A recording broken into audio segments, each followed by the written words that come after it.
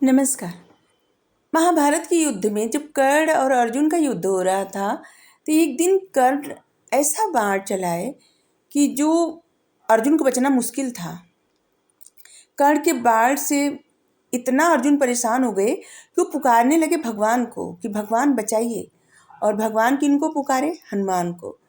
कर्ण के बाण से बचाए अर्जुन के प्राण। अर्जुन कृष्ण को पुकारे, कृष्ण पुकारे बचाओ हनुमान। अर्जुन की जो ध्वज लगा हुआ था, उनके जो रथ था उनका, उस पे जो ध्वज लगाया हुआ था उसका नाम था कपिध्वज। कपिध्वज की कथा आपको पता है? कपिध्वज की कथा ही बताते हैं आज। एक बार कृष्ण भगवान जी की पूजा करने के लिए अर्जुन जी गए फूल लाने। वो रोज पूजा करते थे भगवान की, क्योंकि उनको पहले से ही लगता था कि भगवान तो भगवान ही है। कृष्ण जी को वो बहुत मानते थे और उनकी पूजा करते थे, और तभी तो उनके सारथी बने। तो एक दिन फूल लेने गए, अपना धनुष बाण लिए गए फूल लेने। एक जगह बहुत सुंदर वाटिका थी, खूब सुंदर सुंदर फूल खिले हुए थे और बहुत अच्छे अच्छे फूल थे। तो बहुत सुगंधित फूल थे, वो तोड़ लिए फूल ढेर सारे। फूल तोड़ के जब जाने लगे तो आवाज़ आई, कौन हो तुम? फूल चोरी से क्यों तोड़े? तो अर्जुन देखे कि पीछे देखे तो एक हनुमान जी थे, कपि। वो देखे तो कहे कि हम चुराए नहीं हैं, अच्छा लगा तोड़ लिए। तो पूछे कि नहीं, क्यों तोड़े?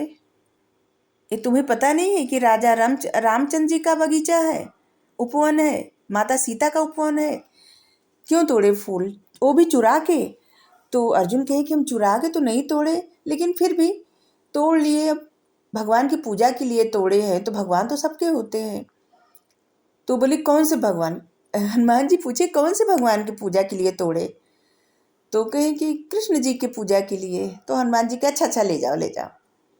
तो अर्जुन को बहुत आश्चर्य हुआ कि जो इतना गुस्सा रहे थे, अभी अचानक से कह रहे हैं कि ले जाओ, क्या हो गया? तो पूछे कि नहीं नहीं, आप बताइए कि आप हमसे इतने इतनी दया क्यों दिखाने लगे? युद्ध करना है तो करिए, दया क्यों दिखा रहे हैं? तो हनुमान जी बोले कि नहीं, युद्ध नहीं करना है, और उनके पूजा के लिए ले जाइए ले जाइए, जैसे भगवान वैसे भक्त। तो अर्जुन पूछे क्या मतलब? कहे तुम्हारे भगवान ही चोर हैं, तो फूल तो चोरी का ही चढ़ेगा। अर्जुन को ये बात सुनकर बहुत क्रोध आया। अर्जुन कहे कि मेरे भगवान चोर हैं तो तुम्हारे भगवान क्या हैं? वो एक पुल बनाने के लिए इतने सारे लोगों से सहायता लिए, चाहते तो एक बाण से पुल बना सकते थे, और तुम उनको भगवान कहते हो? पुल भी नहीं बना सके समुद्र पे, सबकी सहायता ले रहे हैं। तो हनुमान जी को क्रोध आ गया। हनुमान जी बोले कि अब जैसे हनुमान जी कितने बड़े भक्त हैं रामचंद्र जी के, वैसे ही कृष्ण भगवान जी के भक्त अर्जुन जी। तो हनुमान जी से सहन नहीं हुआ ये बात कि भगवान पुल नहीं बना सकते। तो हनुमान जी कहे तुम भी तो बहुत बड़े धनुर्धर हो, पुल बना के दिखाओ, और उस पर कोई चढ़ जाए और पार कर जाए तो फिर बताओ। तो अर्जुन का इसमें क्या? अर्जुन क्या किए, बाण से बहुत बड़ा और बहुत मजबूत पुल बना दिए। अब हनुमान जी अपना रूप धरे, इतना भारी भरकम रूप धरे कि पहाड़ से भी भारी, अपना विशाल विराट रूप ले आए। अब तो अर्जुन देख के एकदम घबरा गए, और वो मनाने लगे भगवान से कि भगवान आ जाइए, लाज बचाइए, आ जाइए, लाज बचाइए। हनुमान जी जैसे पैर रखे, लेकिन अर्जुन एक शर्त भी लगाए थे। अर्जुन कहे थे पुल बनाने से पहले कि मैं बना सकता हूँ ऐसा पुल, लेकिन अगर नहीं, तो हनुमान जी कहे कोई नहीं बना सकता। तो अर्जुन कहे नहीं, मैं बना दूंगा। अगर नहीं बना पाऊंगा, अगर मेरा बनाया हुआ पुल टूट जाएगा, तुम चल के देखना पार उतर के, अगर पार न उतर पाए तो मैं चिता में जल के अपने शरीर को त्याग दूंगा। तो हनुमान जी कहे ठीक है, और मैं हार जाऊंगा तो तुम जो कहोगे वो शर्त मुझे स्वीकार होगी। तो अर्जुन कहे ठीक है। तो अर्जुन पुल बनाते हैं, हनुमान जी जैसे ही चढ़ते हैं वैसे ही पुल टूट जाता है, पूरा खत्म हो जाता है। अर्जुन बहुत निराश हो जाते हैं और चिता बनाने लगते हैं अपने लिए। हनुमान जी बहुत समझाते हैं, लेकिन अर्जुन नहीं मानते। अर्जुन कहते हैं नहीं, हमने वचन दिया है, और भगवान की सौगंध खा के वचन दिया है, तो हम अपनी बात झूठी कैसे कर सकते हैं? तो हनुमान जी सोचते हैं कि अब क्या करें, ये तो बहुत गलत हो गया। हनुमान जी लगते हैं भगवान से प्रार्थना करने कि आ जाइए भगवान, प्रकट हो जाइए। तो देखते हैं एक पंडित जी आते हैं। वो आते हैं तो पूछते हैं कि क्या कर रहे हो, अर्जुन से पूछते हैं क्या कर रहे हो। तो कहते हैं कि मैं चिता में भस्म होने जा रहा हूँ। तो पूछते हैं क्यों भस्म होने जा रहे हो भला, बताइए। तो कहते हैं कि हम लोगों में शर्त लगी थी कि पुल टूट जाएगा, तो मैं बोला था कि पुल टूट जाएगा तो मैं भस्म हो जाऊंगा, अगर नहीं टूटेगा तो मैं जो कहूँगा आपको करना पड़ेगा। तो पुल टूट गया। तो पंडित जी बोले कि अच्छा ये बताओ कि तुम दोनों के अलावा यहाँ पर और कोई था क्या तीसरा। तो बोले कि नहीं, हम दोनों ही थे। तो बोले यही तो गलती हो गई ना, तीसरा रहना चाहिए, तीसरा होता तभी तो निर्णय होता। अब तुम लोगों के बीच में क्या बात हुई, कौन देख रहा है। तो हनुमान जी बोले यही तो मैं इनसे कह रहा हूँ कि मैं बताऊंगा नहीं किसी से। तो अर्जुन जी कहते हैं ऐसा नहीं होता। तो जब ब्राह्मण की बात सुनते अर्जुन की कोई तीसरा होता तो सोचते कि हाँ ये तो सही बात है। तो ब्राह्मण कहते हैं कि ऐसा करिए अर्जुन कि आप फिर से पुल बनाइए मेरे सामने और ये चल के दिखाएं हनुमान जी को।